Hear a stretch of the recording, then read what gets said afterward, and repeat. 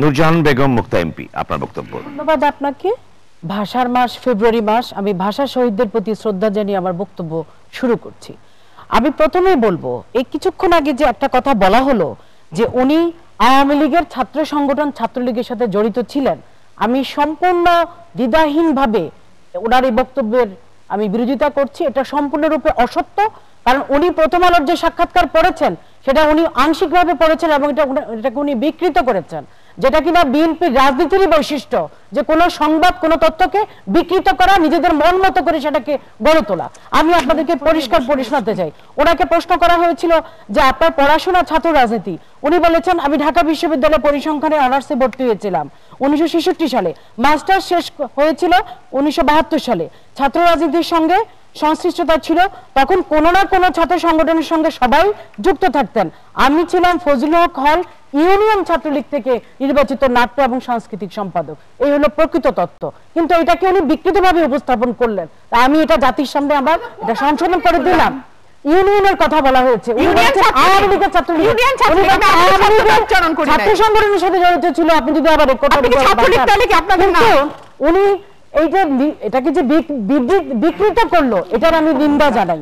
এরপরে কথা হলো যে আসলে আমাদের রেজা ভাই বলেছেন যে মঙ্গল গ্রহ থেকে যদি এখন কাউকে আনে সেটাও হবে না। আমি বললাম যে যদি কোনো ভিন গ্রহ থেকে কোনো এলিয়েন আসে তাও ওনাদের মন ভরাতে পারবে না।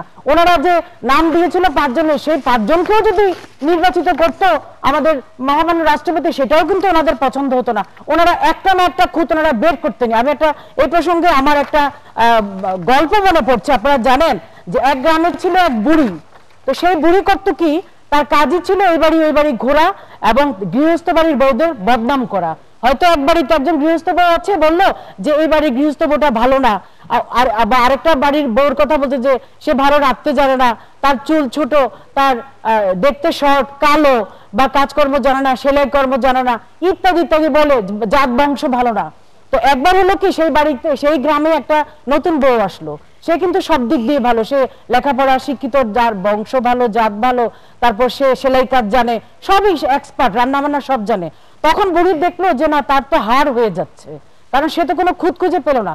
তখন সে নিজে জেতার জন্য বললো যে এত বেশি ভালো কিন্তু ভালো না। তা আজকে আসলে আমরা যে একটা নির্বাচন কমিশন নতুন পেয়েছি, সবাই এখানে এটার উচ্ছ্বসিত প্রশংসা করলো, কিন্তু বিএনপির কথা হলো যে না, কোনোভাবে কিছু একটা ছুট ধরতে হবে। আপনি দেখেন আজকে আমরা দেখি যে নির্বাচন কমিশন গঠন হওয়ার পর কারা কারা কি বিবৃতি দিল। আপনি দেখেন সিপিবি কি বলেছে নির্বাচন কমিশনের ভবিষ্যৎ কর্মদিকে তাদেরকে মূল্যায়ন করবে। বিএনপি কি বলেছে, আমরা আশাহত, হতাশ, নিরাশ। তারপরে জাতীয় পার্টি কি বললো, নতুন ইসিকে স্বাগত জানালো। তারপরে আওয়ামী লীগ কি বললো, যে আমাদের প্রত্যাশা এই কমিশন নিরপেক্ষভাবে কাজ করবে। তারপরে 20 দলীয় জোট বললো কি, নতুন ইসি শাসক দলের পূর্ব পরিকল্পিত। বিরোধী দল জাতীয় পার্টি বললো নতুন নির্বাচন কমিশনকে স্বাগত জানাই, এবং জিএম কাদের কো চেয়ারম্যান উনি বললেন কাজের মাধ্যমে ইসির মূল্যায়ন হবে, ইসির মূল্যায়ন করবে দেশবাসী। এখন এই যে মন্তব্যগুলো আমাদের দেশের উল্লেখযোগ্য রাজনৈতিক দলের, শুধুমাত্র ব্যতিক্রমধর্মী মন্তব্য কে করলো, বিএনপি, তারা হতাশ, তারা নিরাশ, তারা আশাহত। আর 20 দলীয় জোট তারা বললো যে তারা এটাকে বললো শাসক দলের পূর্ব পরিকল্পিত। এখন আমি বলি যে দেখেন, ওনারা একজন বললেন, আমাদের মাহফুজুল্লাহ সাহেব, ওনার প্রতি শ্রদ্ধা রেখেই বলি, উনি অত্যন্ত সিনিয়র এবং বিজ্ঞজন, বললেন যে সচিব পর্যায়ে।